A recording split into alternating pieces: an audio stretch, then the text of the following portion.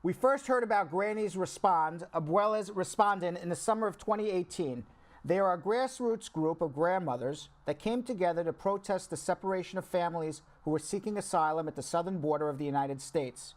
Granny Sharon Kutz-Mellem was an embedded reporter for Bradshaw Live covering the week's journey from New York to McAllen, Texas. Sharon is a member of the Louisville, Kentucky chapter of abuelasresponden. The Grannies have formed chapters in many states and have created the Grannies Overground Railroad, which assists immigrants at bus stops across the country.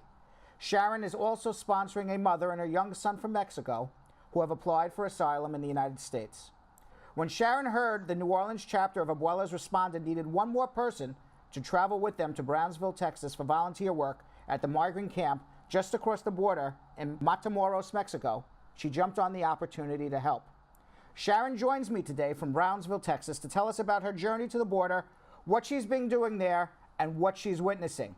Welcome back, Sharon. It's always a pleasure to have you. Why did you think it was important to go to Matamoros, Mexico, to the tent camp there, volunteering to help asylum seekers? I think people really need first-person account. When I come back with the stories, it changes people. So what are you seeing there? I'm seeing a lot. 2,500 people in the most miserable conditions that I've ever seen, and 20 porta potties, 10 showers that don't work. For 2,500 people? Right. And this is a co-ed camp, a family camp? Camping tents. So there are 20 porta potties for 2,500 people. The line is around the corner. I guess the sanitary conditions inside of those porta potties must be miserable. Here's the amazing part. The people that live there have turned it into a village. They pick up the trash. They sweep around their camps. You will see clothes hanging. They have their little burners where they're cooking some beans and rice. Meals are provided a couple times a day there. They have formed a community, and the children run and play with one another. And in spite of the terrible living conditions, they have this brave face of hope that I just find incredible, and it really moves me to tears, quite honestly. You are a witness there. Please describe in your words what you see, how the U.S. government is making people live. Their beds are on mats on the ground, living in tents. The tents are covered with plastic that's shredded. The reason that they're swimming in the river is because the U.S. government is giving them nothing, okay? Let's just establish that. They're on the Mexican side, so whatever they're getting is being provided by volunteer organizations. Can you tell everybody, why are the asylum seekers in a tent camp on the Mexico side if they're trying to seek asylum in America? They are there because seeking asylum is legal in the U.S. However, Trump has cut off every possible way for them to gain access. They can't step foot on soil. So they are being forced to remain in Mexico, have their cases adjudicated on the other side. Correct. You file your application, but you're not allowed in until they review it. And everyone who watches Bradshaw Live knows they don't review anything too fast. So people come to the border, they submit their application, and then they're stuck there on the Mexican side of the border. Forever, it seems like. It takes a long time to do it. The conditions are really unsanitary. 2,500 people in 10 porta potties.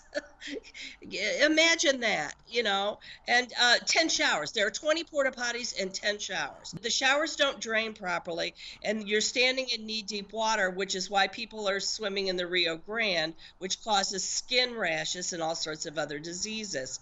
It took months and months before they finally got global health initiatives in there and Doctors Without Borders. I saw children with skin rashes, boils, and that sort of thing. And I know that Trump would not allow doctors to come in and give them flu vaccinations. So there are a group of doctors on the U.S. side demonstrating because he would not allow them to give them flu vaccinations. What's going on with coronavirus there right now, if you know anything? So my job all week at the food kitchen, at the food tent, was to give them hand sanitizers for day one, but they ran out of hand sanitizers and couldn't find any more because you guys are buying it all. So they initiated a hand washing station outside the food tent. So my job was to teach them how to wash their hands. What organizations are you working with there? Um, there were lots of different organizations there, just common everyday people, students on spring break, law students on spring break, Mennonite groups, groups from all over the country, local people, no governments at all. The NGOs that were there were UNICEF, Doctors Without Borders, a couple of church groups. Who's giving them meals? The folks that are giving them meals are World Central Kitchens, famous chef. Jose Andres. That's right. He has a mobile kitchen now in Juarez and now at Matamoros. And they had so many college kids from spring break that the Grannies got elbowed out of food prep. We carried the food over. The food is cooked on the Brownsville side, and then the Grannies lugged wagons over across the Matamoros Bridge. Men met us from the camp and lifted our heavy wagons up the steps, and little children helped push the wagons. All of this is being done by volunteers and charitable organizations. That is absolutely correct. So tell me what a day is like there in the camp. Is there a school? Are children learning? Well, there's a barber there now. There's a nail tech there. We don't know how that happened. There is something called a sidewalk school, a volunteer every day. Soon there is going to be a mobile school bus. Again, all of this has been mobilized by volunteers. They've self-organized. The men in the village have self-organized. They gather wood for their own fires, just as they would in village life in Guatemala or Honduras. In the evening, they form in little church groups. There's praying and music and singing that goes on. What is the temperature, so to speak, of everybody there as you speak with them? I will tell you three stories that moved me to tears.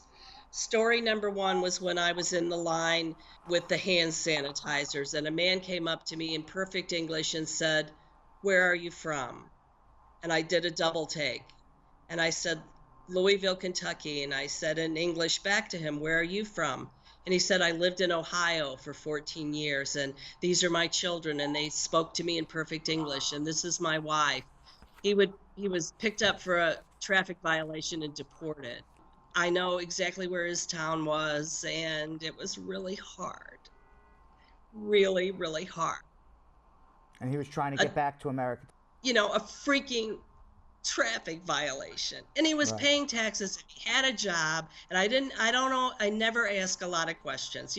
Obviously he was undocumented, or who knows, but he had a house, a job. He was contributing, and he wasn't a violent person, and he had a family. And his kids were born there. Right. And then the next day I met another kid who walked up to me and he said, "Hello." He said, "Hello, how are you? What's your name?" He was from Michigan. I never met his parents. And then on the third day, I met these three teenagers, and they were just like every teenager everywhere, and they were joking around with me. Then I showed them on my phone the picture of my grandchildren, and then a picture of my bonus grandchild who is living in my home, and they said, "Would you adopt us?" So, I don't know what's going to happen to them. I don't know what's going to happen with this coronavirus. It will hit there. I do know that Global Medical that's there, they do have a plan. This isn't their first rodeo for pandemic kinds of things. But, it's not going to be good.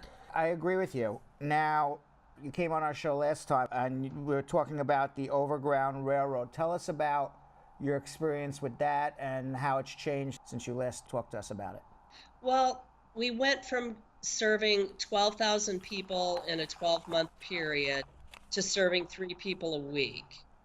Right, and you were basically helping people after they applied for asylum to travel to their family or friends here in America, and help them Correct. along the way, because they would just basically be left, in Texas or New Mexico or California with a couple of dimes in their pocket and the clothes on their back. Right.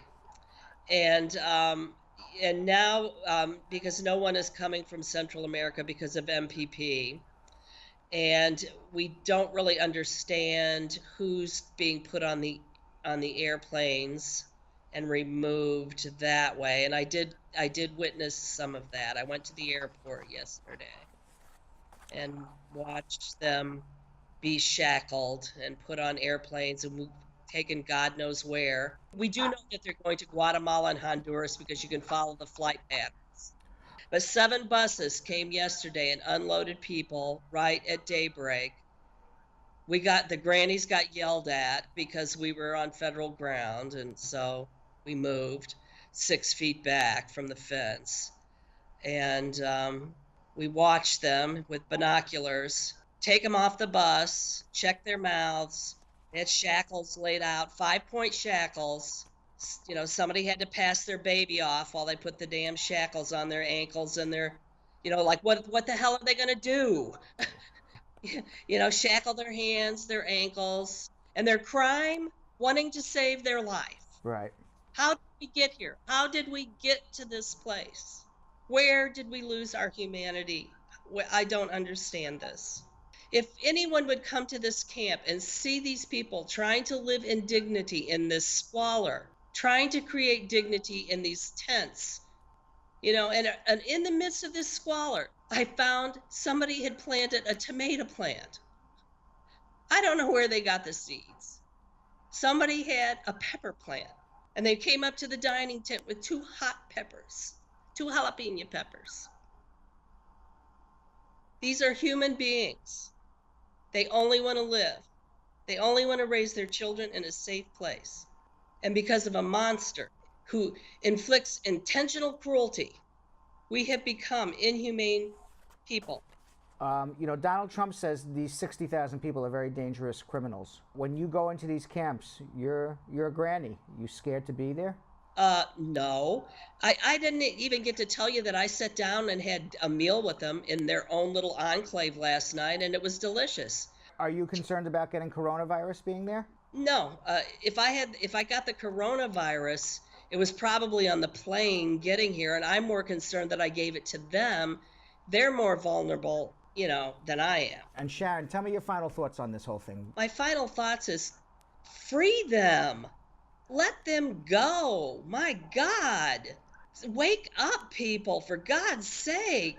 If you call yourself a person of faith, you better pick up your Bible or your Hebrew scriptures or your whatever it is that you claim to follow, and you better open the pages of that book. Every single one of them says, welcome the stranger. You need to do it.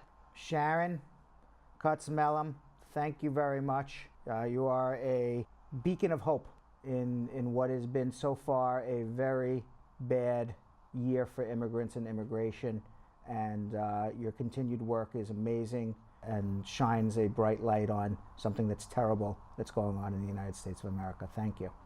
Appreciate your time. You're welcome.